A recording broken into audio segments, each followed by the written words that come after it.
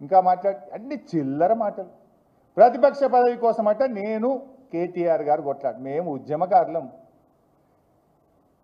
కేసీఆర్ ఆదేశాలతోని మంత్రి పదవికి రాజీనామా చేసిన, 2 సార్లు ఎమ్మెల్యే పదవికి రాజీనామా చేసిన. కేసీఆర్ ఆదేశాలను తూచా తప్పకుండా పాటించే క్రమశిక్షణ కలిగిన కార్యకర్తలం మేమిద్దరం.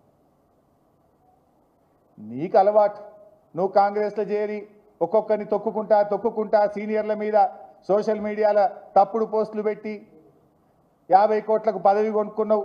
నేను చెప్పలే, కోమటిరెడ్డి వెంకటరెడ్డి చెప్పింది కదా, 50 కోట్లకు పీసీసీ పదవి కొనుక్కొని పైసలతోనే అడ్డదారిన దొడ్డిదారిన.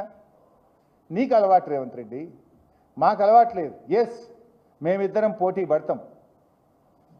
శనేశ్వరుల్లాగా ఈ రాష్ట్రానికి పట్టిన నీ పీడను తొలగించడానికి, నిన్ను దించడానికి పోటీ పడతాం.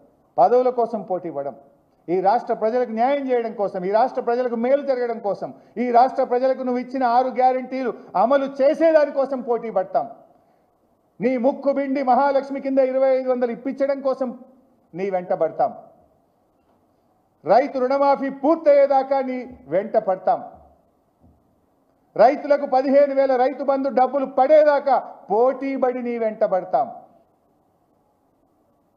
మాకు కుమ్ములాటలు లేవు, నువ్వు చాలా ప్రయత్నాలు చేస్తావు, దింపుడు గల ఆశలు పెట్టుకోకు. We are all one. బీఆర్ఎస్లో ఉండే కార్యకర్తలు, నాయకులు అందరిది ఒకే మాట, ఒకే బాట. మా మాట కేసీఆర్ మాట, మా బాట కేసీఆర్ బాట. మా అందరి ఆశయం కేసీఆర్ను తిరిగి ముఖ్యమంత్రి చేయడమే. నువ్వు దింపుడు గల ఆశలు పెట్టుకోకు రేవంత్ రెడ్డి, చిల్లర మాటలు కట్టిపెట్టు.